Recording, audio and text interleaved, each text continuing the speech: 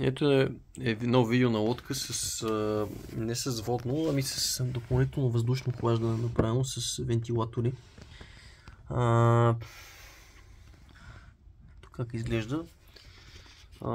Лодката е взимана от интернет някъде, втора употреба.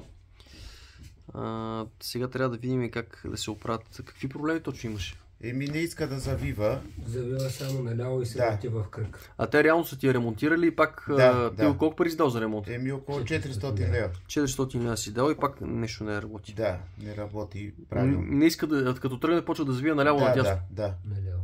Управлението се губи някакси.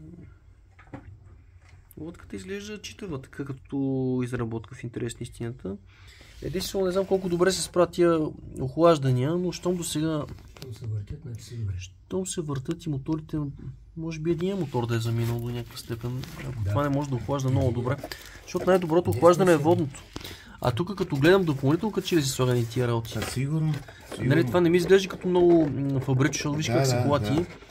И има течен силикон сложен на него. Този беше проблемният мотор. Да.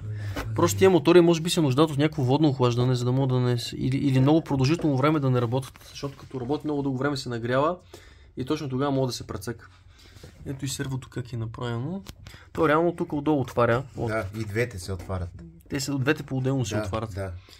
Да, я отворим само отгоре да видим как изглежда. Да. Чакай сега тук да закрием. Да. Изглежда прилична лодка.